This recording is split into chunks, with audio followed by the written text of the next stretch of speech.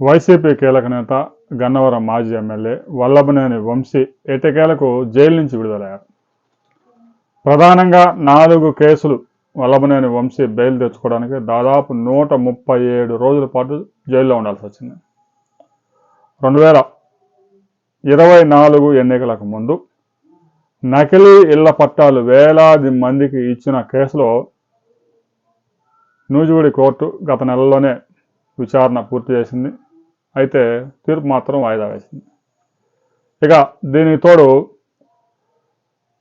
2019 నుంచి 2024 దాకా టీడీపీని వదిలి వైసీపీలో చేరిన తర్వాత దాదాపు 4.5 సంవత్సరాల్లో గన్నవరం నియోజకవర్గంలో బాపులపాడు, గన్నవరం, విజయవాడ రూరల్, పాతపాడు, నున్న పరిసర ప్రాంతాలతో పాటు పోలవరం కుడికాలువ పైన ముస్తాబాదు కొండలన్నీ కొల్లగొట్టి 197 కోట్ల రూపాయల ప్రభుత్వానికి రావాల్సిన ఆదాయానికి గండి కొట్టారు అనే కేసులో కూడా హైకోర్టు గతంలోనే బెయిల్ మంజూరు చేసింది.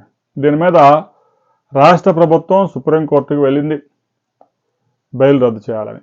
అయితే సుప్రీంకోర్టు వాదనలు విని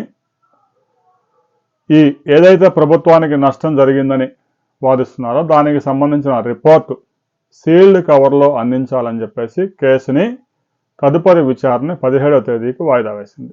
బెయిల్ రద్దు చేసేందుకు సుప్రీంకోర్టు ముందుకు రాలేదు. దీంతో వంశీ మీద ఉన్న కేసులన్నిటికీ బెయిల్ వచ్చినట్టయింది. తాజాగా వంశీ తరపు న్యాయవాదులు నూజివీడు కోర్టు నుంచి తీర్పు కాపీలను తీసుకొచ్చి విజయవాడ జైలు అధికారులకు సమర్పించి ఈరోజు మధ్యాహ్నం వంశీని విడుదల చేశారు. ఇక రాబోయే రోజుల్లో ఒక వైసీపీ కీలక నేత అరెస్ట్ కాబోతూ ఉన్నారు అంటూ వార్తలు హల్చల్ చేస్తూ ఉన్నాయి. ఆ కీలక నేత ఎవరు, ఆ తొడలగొట్టిన నేత ఎవరు అనే వివరాలతో మరో వీడియోలో తెలుసుకుందాం.